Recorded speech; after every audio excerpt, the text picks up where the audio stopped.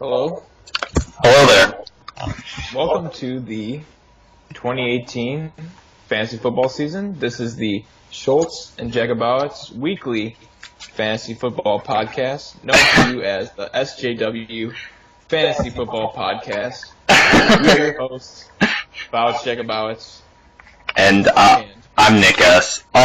So in recording this, we were messing around with some options. We decided for the first time to go with a audio-only version, and hopefully in the upcoming weeks we can set it up and work out the kinks so that you can see both of our faces while we do this. So with the podcast, we really wanted to just go and start doing it this year. I know we've talked a big game in the past, but we decided to actually come through with it. We're going to try to keep this 10 to 15 minutes every week or so, and try to have you, the league, on as guests here and there. Reach out to me if you're interested. For this first one, we're just going to recap the draft, kind of go through some of the decisions everyone made, look through everyone's teams, and maybe look forward to week one.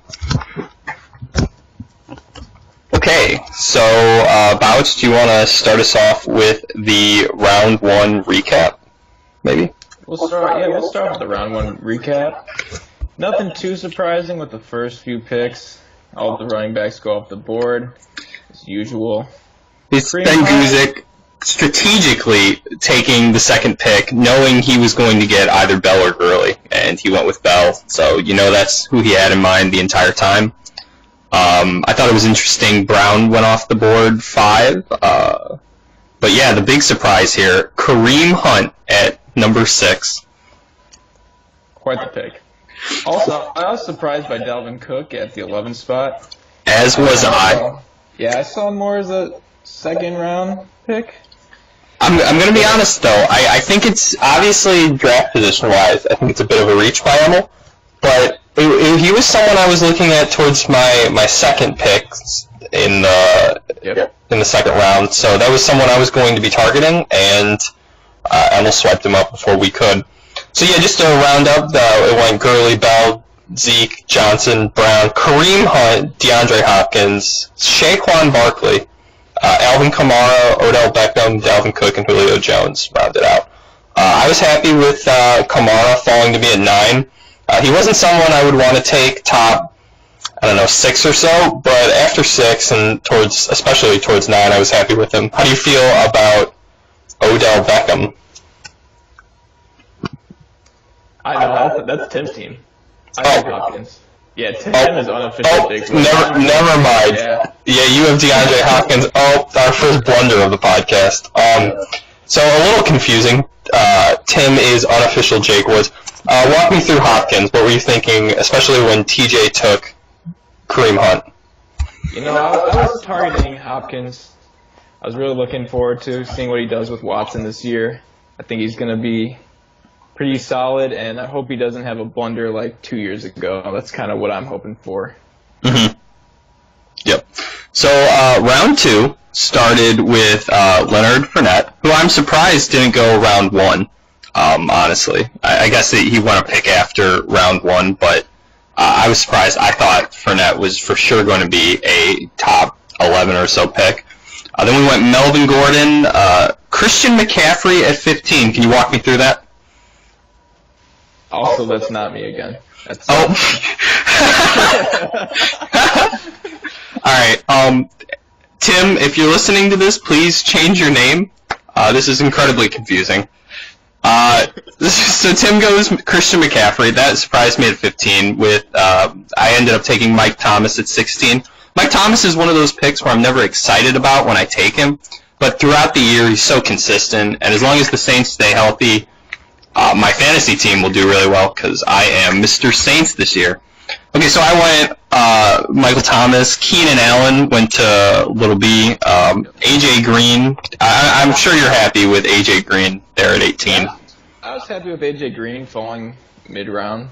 I mean, it seems like year in and year out, A.J. Green is always there at around the 17, 18, 19 spot. I feel like that's just right where A.J. Green should be. we kind of missed in the first round that Julio Jones fell to 12, which is kind of surprising. You'd think he'd be a little higher. You see, after owning Julio in a different fantasy league last year, I am not surprised at all.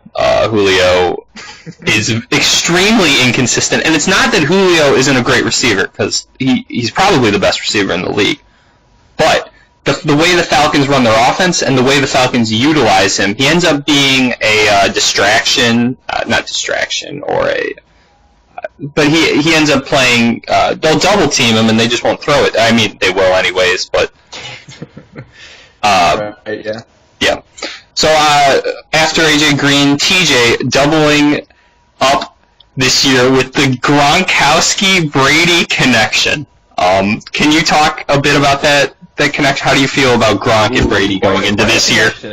As long as Gronk stays healthy, it's going to be pretty annoying playing against it. I'm going to be completely honest. I don't like seeing Gronk and Brady. It's one of those things where every year in and year out, there seems to be a guy that doubles up on Gronk and Brady, and they're just when they both stay healthy, it's incredible. It's top fantasy value.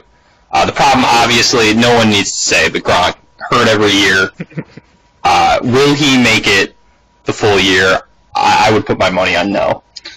So then we went LaShawn McCoy at 20 to Nick Taylor. I was surprised McCoy went that early, considering his possible suspension legally. But it seems, from what I've heard, that the evidence isn't very solid, and there's a good chance the charges may get dropped. So we'll see where that goes. Freeman, Adams, who I also was very considering taking at 16. I think Devontae Adams is going to have a huge year this year, the number one under Aaron Rodgers. I was a little afraid of him. That's why I picked with AJ Green. Afraid with his touchdown production, just based on Jimmy Graham going into Green Bay and maybe snagging a lot of touchdowns. But nonetheless, he should have a pretty solid year. Right. So after Devontae Adams, we see Freeman, Mike Evans, Jerick McKinnon Grimmer took to end out the second round. And I know he wasn't very excited about the pick, but I feel like that's about where Jerick McKinnon should be going. Yeah, with that Shanahan offense. So third round, Tyreek Hill at 25, Grimmer's third pick of the draft. I'm gonna go out on a limb here and say I'm not sure Tyreek Hill is a top of the third round fantasy option. I feel like he's pretty inconsistent. Obviously, very boom or bust, can win or lose you a league.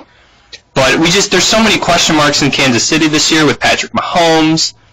I mean, that's the biggest question mark. But it just has to be a rookie quarterback coming in. We don't know if Tyreek Hill is going to be able to replicate what he did under Alex Smith. And people don't give Alex Smith a lot of credit, but Alex Smith is obviously a very good quarterback and a good fantasy. He made Kelsey produce well, Hill produce well last year, and of course Hunt was awesome. So then we went Jordan Howard to Ben Guzik, obviously. Ben Guzik pick. Slam dunk Guzik pick of the draft right there.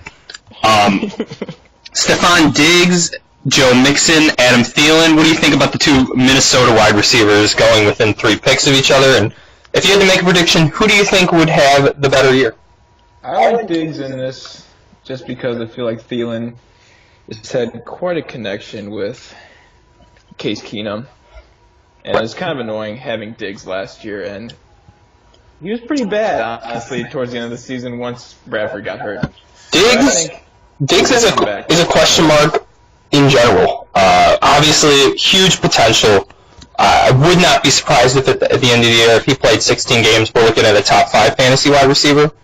But I'm also not surprised if we look back on this year as he misses 6 games, he struggles coming back, and suddenly your third round wide receiver option really screwed you over. So I think I like Thielen more. Nick Taylor ended up taking Adam Thielen. Right afterwards, TJ, a pick I like, T.Y. Hilton at 30, with Andrew Luck coming back. You don't have to listen to me talk about the Colts and what I think about the Colts offense, but I imagine that the Colts offense will get it together this year. T.Y. Hilton's going to be a great value in the third round, if so. Travis Kelce.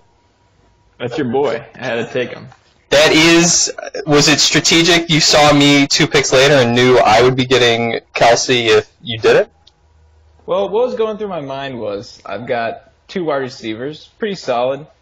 I either have to go with a running back. I mean, I could hit another wide receiver, but I feel at that point I'm kind of overstacking at the position where I could pick up some solid players later on in the draft. So I figured why not go and fill that tight end spot with Travis Kelce, and Little Beast's going to be thinking a similar way, picking Ertz right after me. Yep, so the 2 top tight ends, or the two of the 3 top tight ends go right in a row there. Obviously, Gronk at 19.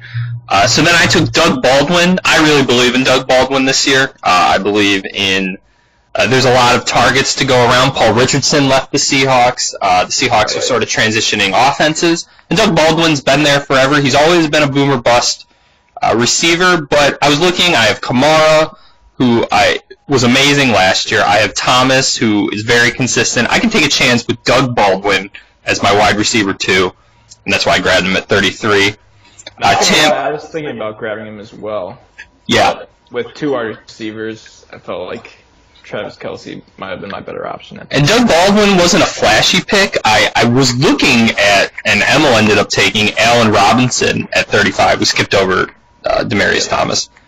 Nothing much to say about him. But Allen Robinson is obviously one of those guys this year where you could just see it go either way. And we don't know anything about Matt Nagy's Bears offense. We don't really know much about Mitchell Trubisky.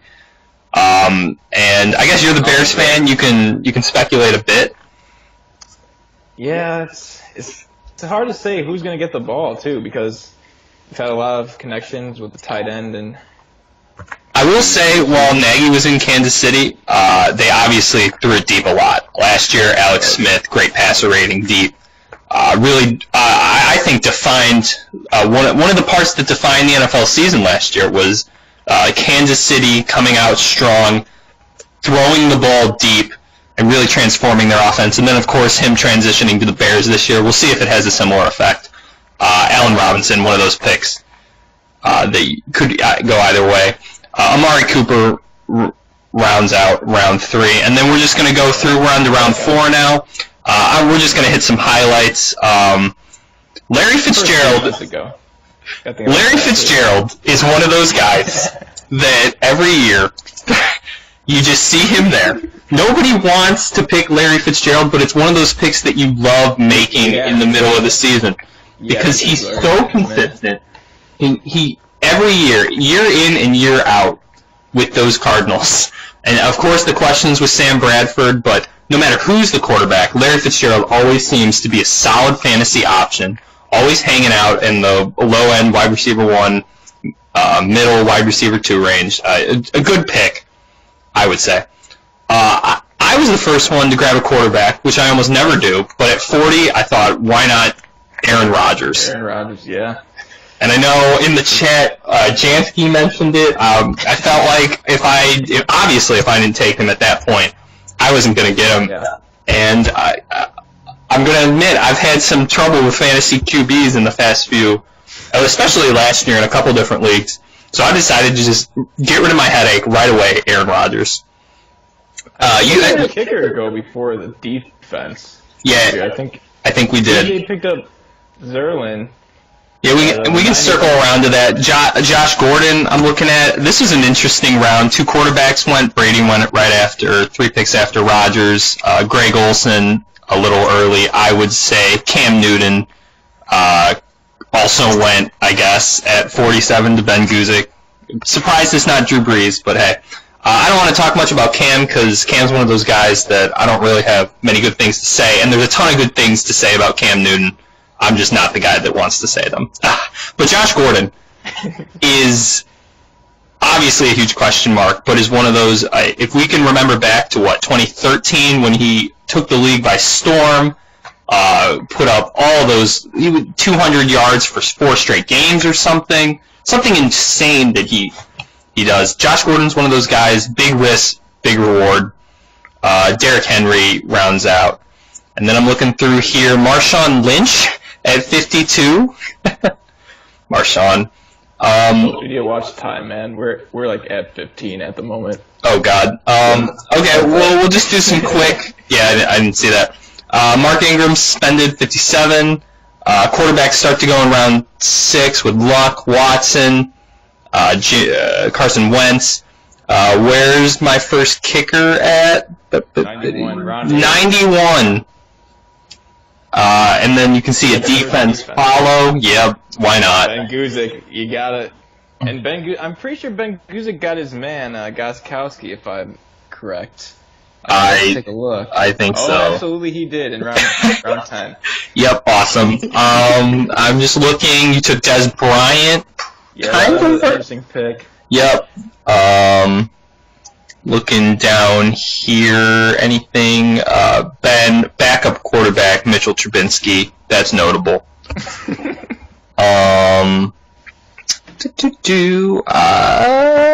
Okay. I think we went through all of them.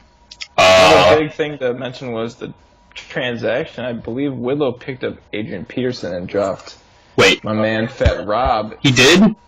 I was going to pick up Adrian Peterson. God. What? He spent $5 on it. Wow. I wasn't having any of that. I think it was a good pickup. I put 0 on it, so good for Whitlow. So yeah, this is the end of our first week. Obviously, first podcast. Yep, first preview podcast. We're gonna work on shortening the podcast hopefully, and not rambling as much, and maybe getting some of you guys on as guests. And obviously, this is gonna get better with experience. So if this was cringy or awful, take it. It's only gonna get worse. Yep, take it and move it forward. Thank you, Ballots, so much for jumping on with me. And we'll see all of you guys for next week. Week 1. When the season starts, yeah. Okay. Yep. All right. Awesome. See ya. Yep. Terrible. Okay. Bye.